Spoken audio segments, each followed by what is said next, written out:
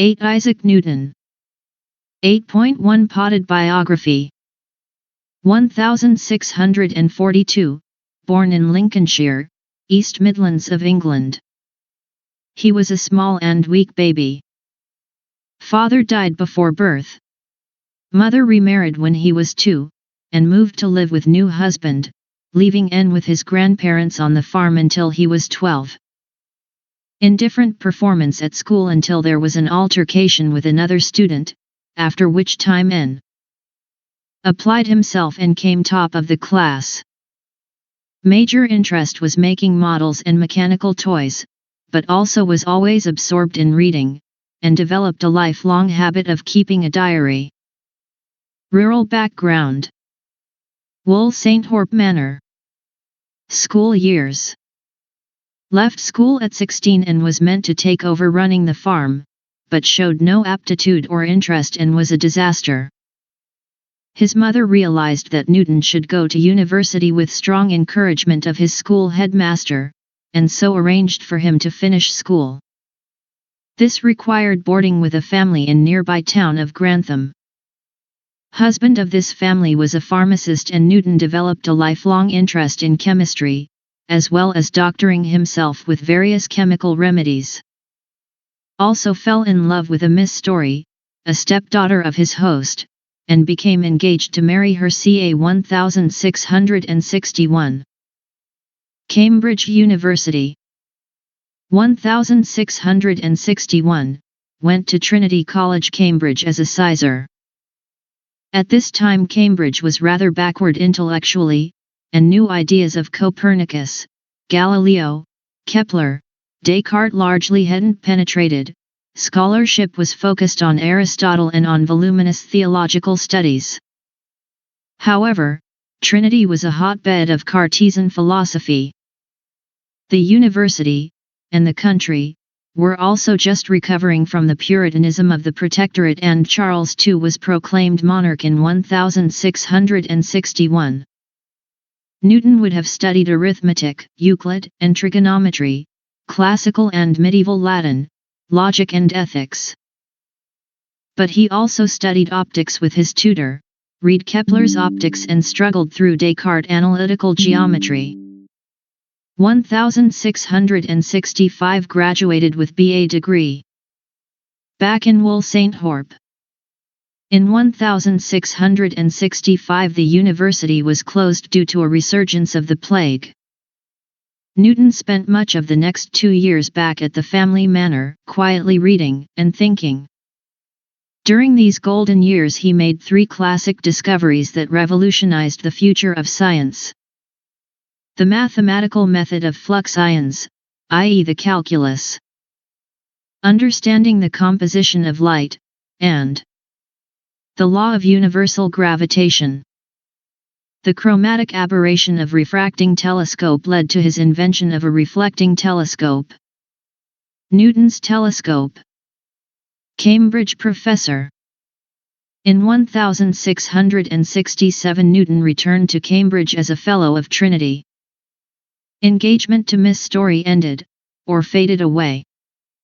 In 1669 he was appointed, second, Lucasian professor. First lecture course was on optics. His invention of the reflecting telescope brought fellowship in the Royal Society in 1671. A year later he published a letter in the Transactions of the Royal Society on his new theory of light and colors. Huygens appears not to have appreciated the significance of this work, nor completely understood it. This was quite a disappointment to Newton. Scientific disputes. His publication on light also began a long dispute with Robert Hooke, who claimed priority in Newton's discoveries in optics. There were more to follow. A result of these disputes was to strengthen Newton's opposition to publishing his work, believing that others would draw him into further disputes which he considered a waste of time. A major difference in outlook between Newton, Huygens, and Hooke was Newton's insistence on quantitative measurement, rather than qualitative speculation.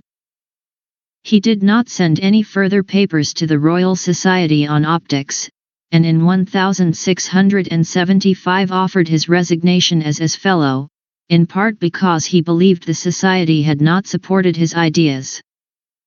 Problems with orthodoxy. Newton had always done much theological reading and thinking, and as a result became convinced that the doctrine of the Trinity was not biblical. This, Arian heresy, was a major problem for him. If this were to become known, he would have lost his college fellowship. The law required that the Lucasian professor become ordained in the Church of England, which would mean affirming the 39 Articles of Religion, including the doctrine of the Trinity, which he refused to do.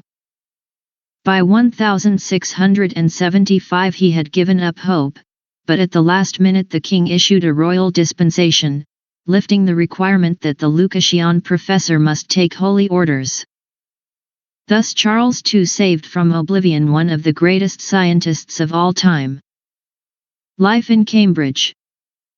At the request of one of his friends, in 1676 Newton exchanged 2 letters with Gottfried Leibniz describing some of his mathematical discoveries.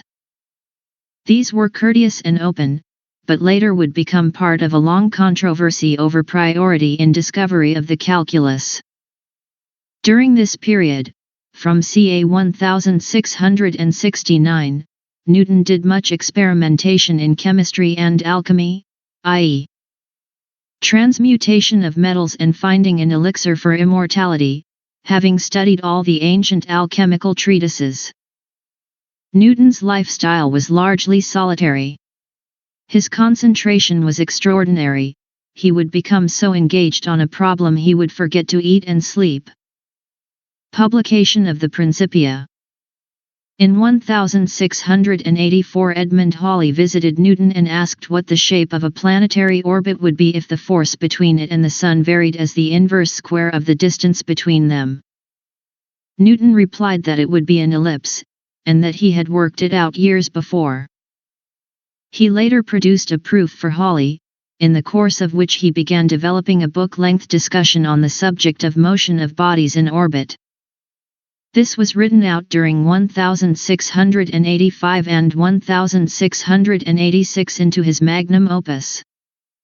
In 1687 Newton published the Philosophiae Naturalis Principia Mathematica, Mathematical Principles of Natural Philosophy. Parliamentary service. In 1687 James II became king. He was a devout Roman Catholic and eventually declared his intent to overthrow the English Church.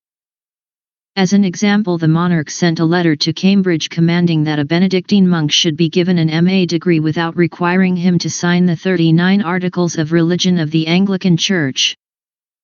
Newton encouraged the university to resist, and in the end the king backed down.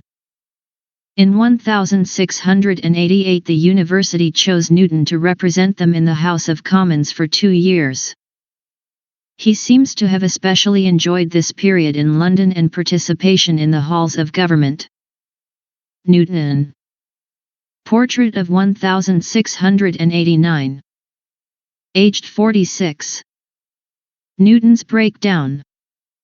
In 1689 Newton's mother died.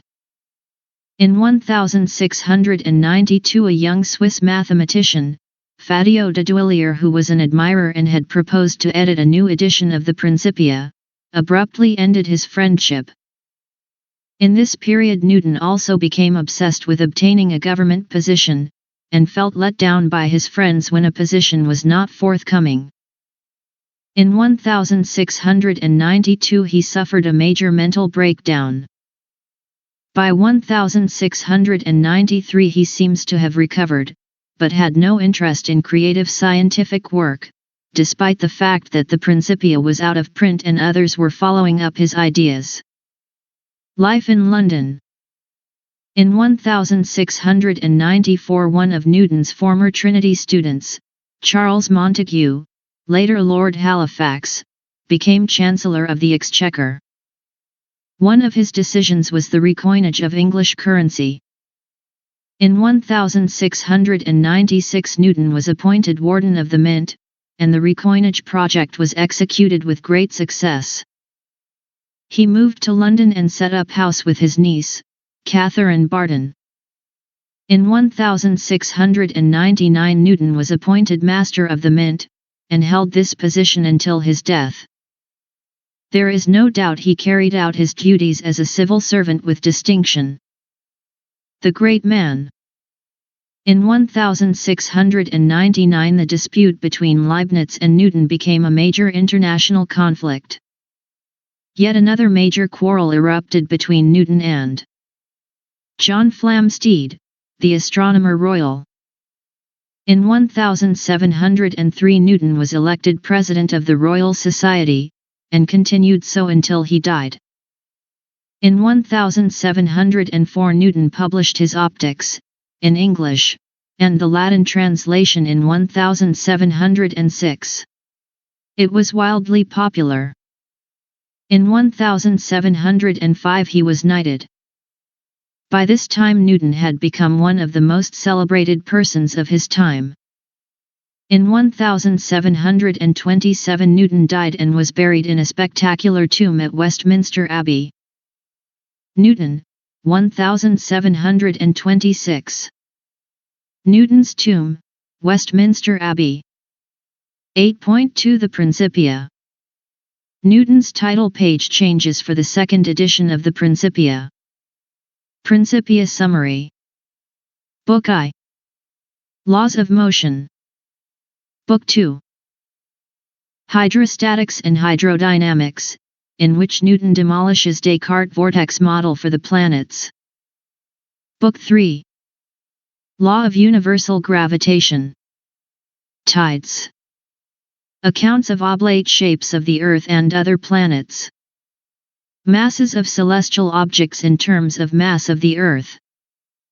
Using his laws of motion and gravitation, Newton showed that he could deduce mathematically all three of Kepler's laws of planetary motion, which Kepler had of course worked out painstakingly by years of analysis of decades of observations. He also showed how his laws of motion and gravitation could explain new phenomena. The tides. The oblate shapes of Earth and other planets. He calculated the mass of a planet in terms of the Earth's mass. And he showed that the great comet of 1680 was in a Keplerian orbit about the Sunday. The Principia. The Principia, Cont D. In short, Newton's laws of motion and the law of universal gravitation not only described precisely the motions of planets orbiting the Sun, they enabled people calculate things they had not previously thought were possible. Comparison of predictions of Newton's theory with observations confirmed the validity of Newton's ideas. Newton could predict from his theory all the observational work of centuries. This was a spectacular achievement, something no one had ever done before. And so it is not surprising that Newton was regarded as one of the great intellectual giants of all time. 8.2.1 Newton's laws of motion. The first law, inertia. Newton's first law of motion, inertia. Every body continues in its state of rest, or of uniform motion in a right line, unless it is compelled to change that state by forces impressed upon it. As we have seen, both Descartes and Galileo were working toward an idea of inertia. Descartes argued that matter, once in motion, continued to move in a straight line until it collided with another bit of matter, although this assumption is based on purely metaphysical reasoning. Galileo's ideas on inertia were derived from his experiments with balls rolling on inclined planes, and on projectile motion. Newton's law of inertia. Newton's first law effectively says that the natural motion of an object at rest is to remain at rest, or, if it is moving, to move in a straight line at constant speed. In other words, if there are no forces on an object, it will either remain at rest or move with constant speed in a straight line, it takes an external force to change either the speed or direction of motion. Note that Newton is adopting the idea of natural motion that goes back to Aristotle, but with a rather different formulation. Note also that the same natural motion applies to objects on Earth and in the heavens. Astronomical application. If we accept Newton's first law, what would we expect the trajectory of the Moon or a planet would be, if there were no forces on it? A straight line. Since the Moon and planets orbit about the Sun, a consequence of the first law is that there must be a force which pulls them toward the Sun, as Kepler argued. The second law. Newton's second law of motion, the change of motion is proportional to the motive force impressed, and is made in the direction of the right line in which that force is impressed. Note that Newton defines the quantity of motion as the velocity and quantity of matter conjointly, so that quantity of motion is not velocity but what we would call momentum equals mass x velocity. We see that, whatever force is, it can be measured quantitatively by its effect on the momentum of an object. Note also that quantity of motion has a direction, and the change in quantity of motion is in the same direction as the direction of the force. This can be written: force is proportional to change in quantity of motion in a given time. Newton's second law. Repeating, force. Change in quantity of motion per unit time. If mass is constant, then this becomes force. Mass, x, change in velocity per unit time. And since acceleration equals change in velocity / time, Newton's second law becomes F. Mass, x, acceleration. With appropriate choice of units, this is the famous F equals ma. This shows that the mass of an object is its resistance to being accelerated, i.e. a 5 pounds force in a slingshot will accelerate a BB to high speed, but will hardly move a bowling ball. The path to gravitation. The idea of gravitation. During the 2 years back at Wool St. Horp, Newton was puzzling just what force could pull planets into orbit round the Sunday. The story goes that he was in the garden at Wool St. Horp and he saw an apple fall from the apple tree. He realized that the same force that pulled the apple to Earth should extend much further could be the force that pulled the circling moon toward the Earth. Although this story is sometimes said to be apocryphal, it was written down by John Condit, who married Newton's niece Catherine Barton, and who was his assistant at the Mint for many years, and is stated by several independent sources. Drawing from 1820 of Wool St. Horp Manor and the only apple tree in the manor garden. A photograph from 1998 taken with the same view as the 1820 drawing shown previously. The present tree is rooted off the fallen trunk of the original tree. Discovery of gravitation. Newton had worked out that centrifugal force is proportional to V2/r. He used Kepler's third law of planetary motion to find an expression for V in terms of r. Period, 2 equals, radius of orbit, 3. The period equals 2, rv and therefore, 2, rv, 2 equals r3. So v2 equals 4, 2/r. Substituting this into the expression for the force required to keep a planet, or the Moon, in its orbit. Force of gravity, mv2/r mr2. This is how Newton convinced himself that the force required to keep a planet in orbit is proportional to 1/r2. Gravity is the force between a planet and the Sun that continually accelerates the planet both in speed, Kepler's second law, and in direction, Kepler's first law. Gravity and the planets. Newton's theory of gravity. Newton realized that to make a planet take an elliptical or circular orbit required an attractive force between the planet and the Sunday. He formulated this idea in his law of universal gravitation: the attractive force between any two bodies is proportional to the product of their masses, kg, divided by the square of the distance between them. m 1 m 1 r m 2 F equals g m 1 m 2 r2. Newton's gravitational force. In Newton's gravitational force equation, F equals gm 1 m 2/r2. G is the proportionality constant. In mks units, mass in kg, distance r in meters, force in newtons. G equals 6.67 x 10-11. This proportionality constant, and experimental measurements to confirm Newton's theory, were made by Henry Cavendish in 1797 and 1798. This enabled Cavendish to then calculate the mass of the Earth. Problems with Newtonian gravity. How is the gravitational force transmitted between the Sun and the planet? Most people in this period could only imagine forces being applied by contact, e.g. Descartes and Huygens. Newton himself was reluctant to accept the idea that gravity was an innate property of matter and could be transmitted without the mediation of some intervening medium.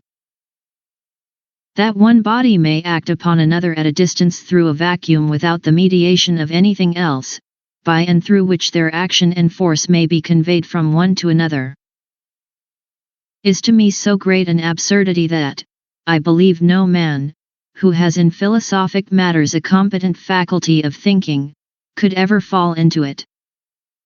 8.2.3 Applications of Newton's theories. Overview. We should not let these comments on loose ends in Newtonian gravity distract from the fact that Newton used his dynamics and theory of gravitation to solve problems or provide quantitative explanations no one else had ever been able to do before. In Book 3, The System of the World, Newton applies these theories to a variety of astronomical situations, and is able to make quantitative predictions which were revolutionary. He checks them against measurements when possible to see how well his theory does. For the many people who could not understand the Principia itself, confirmation of these quantitative predictions was simply astounding. Orbits. Newton adopted the heliocentric model for the solar system. He was able to show purely from calculation Kepler's three laws of planetary motion which, remember, Kepler had discovered empirically from decades of precise observations made by Tycho. This marks the absolute demise of the old geocentric picture of the heavens. It is also a striking confirmation of the validity of Newton's theories of dynamics and gravitation. We have now, for the first time, a theory of dynamics which provides quantitative predictions of phenomena. Comets. More generally, Newton showed that the orbits of objects moving under the influence of gravity may be ellipses, parabolas, or hyperbolas. These are all conic sections. Newton showed that the Great Comet of 1680 was in an elliptical orbit, and that two apparitions of a comet were in fact the same comet. That all this worked proved that comets are solid, compact, fixed, and durable rather than vapors emitted by the Earth, the Sun, or the planets. Tides. Newton's calculations showed that gravitational force from the Moon is the major cause of the tides. The Sun contributes about 25% of the effect of the Moon. He calculated the expected heights of tides. He also showed that one gets the strong spring tides when the Sun and Moon are lined up and the weaker neap tides when the Sun and Moon are perpendicular. Centrifugal bulges of planets. Newton argued that, since planets are rotating about an axis, self-gravity in a direction perpendicular to the spin axis is somewhat offset by centrifugal force, compared to the direction along the spin axis. This makes the planets into oblate spheroids, pumpkins, with the equatorial diameter larger than the polar diameter. He compared his theoretical predictions with measurements of the slightly slower movement of pendulum clocks at the Earth's equator compared to the polar regions, and found the difference implied that the equatorial diameter is 27 kilometers, the modern value is about 40 kilometers. Masses of planets. To calculate the masses of planets, Newton could use his form of Kepler's third law. P2 equals 4, 2r3/gm. But he did not know the value for g.